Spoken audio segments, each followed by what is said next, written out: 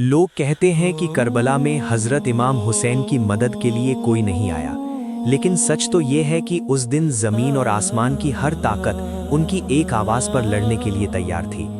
ये वाक़या आशूरा के दिन का है। जिन्नात का बादशाह जाफ़र जिन अपने दरबार में तख्त पर बैठा जश्न मना रहा था। उसे इस बात की खबर ही नहीं थी कि करबला में नबी के घराने पर क्या बीत रही है। तभी अचानक उसके तख्त के नीचे से दो जिन रोते हुए और मातम करते हुए गुजरे।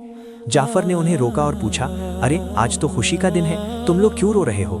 उन जिन्नात ने रोते हुए जवाब दिया, ऐ बादशाह, आपको खबर नहीं, अभी हमारा गुजर यानी करबला की ज़मीन से हुआ। वहाँ हमने देखा कि रसूल अल्लाह के प्यारे नवासे हुसैन इब्ने अली खून में लथपथ हैं। उन पर तीरों की बारिश हो रही है और वो सजदे में है। ये सुनते ही जाफ़र जिनके पैरों तले से ज़मीन खिसक गई। उसने फ़ौरन जश्न को रोका, सर से ताज उतार फेंका और जंगी लिबास पहन लिया।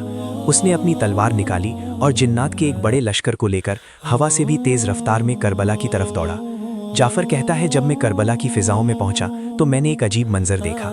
वहाँ सिर्फ यजीदी फ़ौज नहीं थी, बल्कि आसमान से लेकर ज़मीन तक फरिश्ते, अंबिया और जिन्नात की कतारें खड़ी थीं।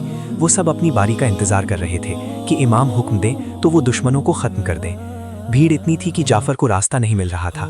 तभी इमाम हुसैन ने नज़र उठाई और पुकारा, जाफ़र मेरे पास आओ। जाफ़र जिन रोते हुए इमाम के कदमों में गिर गया और अर्ज़ की, आका, मेरे पास जिन्नात की बहुत बड़ी फ़ौज है, मुझे इजाज़त दे, मैं पलक झपकते ही इन यजीदियों को राख कर दूंगा, इनका नामो निशान मिटा दूंगा।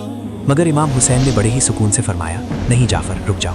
अगर मैं चाहूँ तो एक इशारे में दुनिया पलट दूँ, लेकिन मैं अपने नाना के दीन को बचाने के लिए और अपने रब की रज़ा के लिए ये सब्र कर रहा हूँ। मुझे अपने अल्लाह की मर्ज़ी प्यारी है।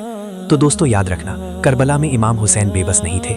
कायनात की हर ताकत उनके हाथ में थी, लेकिन उन्होंने तलवार नहीं उठाई ताकि इस्लाम जिंदा रहे।